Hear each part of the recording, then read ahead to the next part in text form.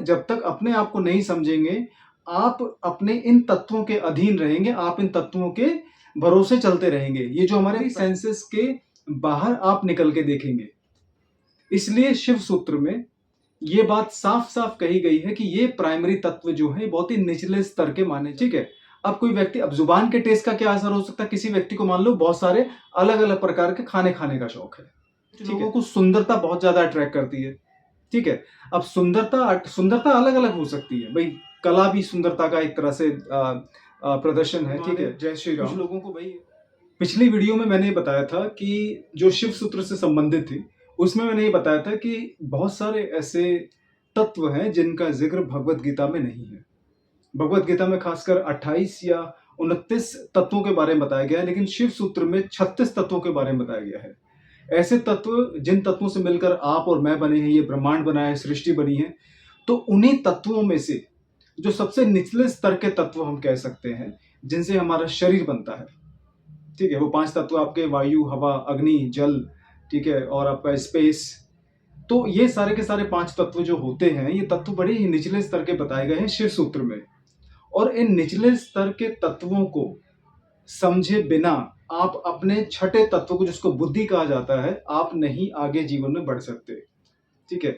एक सूत्र है शिव सूत्र में जिसमें ये बताया गया था कि जैसे पिछला सूत्र जो था आपका योनि वर्ग काल शरीरम, कि कैसे हमारी शरीर के अंत का कारण, कैसे हमारे शरीर के दुखों का और पीड़ाओं का, सारी प्रॉब्लम्स का, मेंटल प्रॉब्लम्स का, फिजिकल प्रॉब्लम्स का कारण कैसे हमारी नासमझ बनती है हमारे तत्वों के बारे में।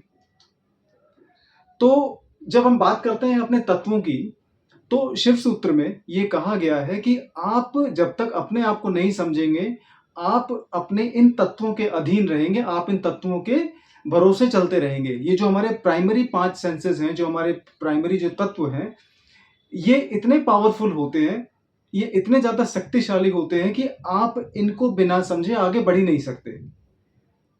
उदाहरण के तौर पे ये भी कहा जाता है कि करीब दुनिया में 90%, मतलब 90% लोग जो हैं, वो इन्हीं तत्वों के आधार पे ही रहते हैं और इन्हीं तत्वों के आधार पे ही अपना जीवन बिताते हैं। और ये तत्व ही हैं जो आपको भोग विलास, काम, ठीक है, शरीर, और आपको जितनी भी मतलब मटेरियलिस्टिक चीजें हैं, इनके अधीन आपको बनाए रखते हैं, क्योंकि इन 5 तत्वों का कनेक्शन जो है वो सिर्फ भौतिक चीजों से ही है।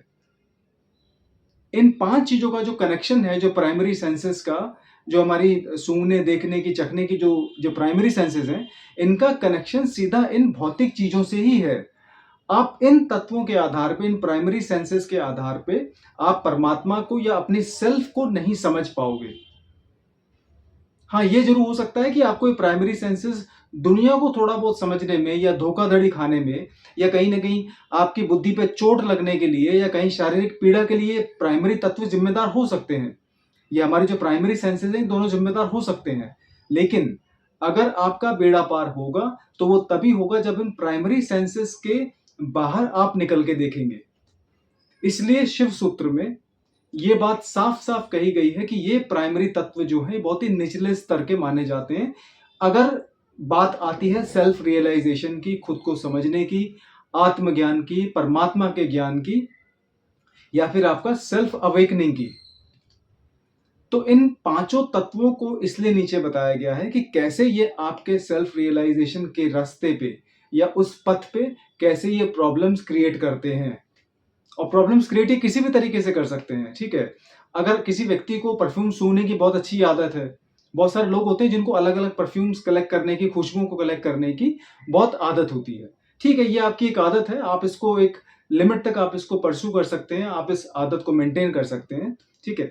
लेकिन बहुत सारे लोग इतने ज़्यादा आदी हो जाते हैं इस चीज़ के कि उनको अलग-अलग परफ्यूम्स और बहुत सारे डियोज़ या अच्छी-अच्छी खुशबुओं को या इत्रों को जमा करके रखने का शौक पैदा हो जाता है, ठीक है? अब किसी व्यक्ति को अब कोई परफ्यूम कलेक्ट करके रखना और अलग-अलग इत्रों को जमा करके रखना, ठीक है, एक हद तक ऐसी आदत है जो बहुत सारे लोगों में नहीं मिलती। लेकिन कुछ लोग मान लीजिए भाई ज़ुबान के बहुत ज़्यादा ऐसे हैं कि जिनको ज़ुबान का टेस्ट चाहिए ही चाहिए, ठीक है? अब कोई व्यक्ति, अब ज़ुबान के टेस्ट का क्या असर हो सकता है? किसी व्यक्ति को मान लो बहुत सारे अलग-अलग प्रकार के खाने खाने का शौक है, ठीक है? अब ऐसा व्यक्ति जब जो ज़ुबान में जो टेस्ट के अंडर होकर जो टेस्ट की वजह से जो टेस्ट का आदी होगा, जो एडिक्टेड होगा अच्छी-अच्छी टेस्टी चीज़ों का, तो उसको क्या चाहिए? खाने के लिए बहुत सारी चीज़ चाहिए, ठीक है? उसको आइसक्रीम भी चाहिए, उसको भैया अलग-अलग फ्रूट जूस भी चाहिए, उसको अलग-अलग अल्कोहल चीज़ें भी चाहिए, ठीक है? उसको अलग-अलग वेज, नॉन-वेज बहुत सारी चीज़ें खाने को भी चाहिए, उसे Indian food, Chinese food, snacks हो गया, तला हुआ खाना हो गया, सब उसको खाने के लिए चाहिए। कारण क्या है कि वो बंदा अपने टेस्ट के लिए बहुत ज़्यादा मजबूर है। He is addicted to tasty items. अब शरीर का क्या हो रहा है? मोटापा बढ़ रहा है, ठीक है? आपके इंटरनल ऑर्गन्स बेकार हो रहे हैं, इससे कोई फ़र्क नहीं पड़ता, लेकिन वो व्यक्ति अच्छी-अच्छी चीज़ों को चखने का आदी हो चुका है। और यही कारण है कि वो अपनी प्राइमरी 5 सेंसेस में से एक सेंस का बहुत बुरी तरह आदी हो चुका है। ठीक है? लोग, अब देखा जाए तो सेंसेस कुछ और भी होती हैं। कुछ लोगों को सुंदरता बहुत ज़्यादा अट्रैक्ट करती है। ठीक है? अब सुंदरता अलग-अलग हो सकती है। भई कला भी सुंदरता का एक तरह से प्रदर्शन है, ठीक है? कुछ लोगों को भई लड़कियों के प्रति बहुत ज़्यादा एडिक्शन फ़ील होता है, ठीक है? ऐसे लोग बहुत ज़्यादा मतलब कामुक हो सकते हैं। अब कुछ लोग सेक्स के एडिक्टेड क्यों हो जाते हैं? क्यों कुछ लोग बहुत ज़्यादा काम वासना के आदी हो जाते हैं? उसका कारण ये है कि काम वासना भी कहीं न कहीं आपको भौतिक विलास या आपके भोग विलास से आपको कनेक्ट करती है। तो यही कारण है कि लोग कहीं न कहीं अपनी इन प्राइमरी सेंसेस में इतने ज़्यादा इन्वॉल्व हो जाते हैं, इतने ज़्यादा रम जाते हैं कि उनको आगे की बुद्धि के जो सेंसेस होते हैं वो समझ ही नहीं आते। और यही कारण है कि लोग दुखी होके कहीं न कहीं इस जीवन में असफल होते हैं, परेशान होते हैं, हार जाते हैं और फिर कहीं न कहीं वो पछताते हैं। हर हर महादेव, जय श्री राम।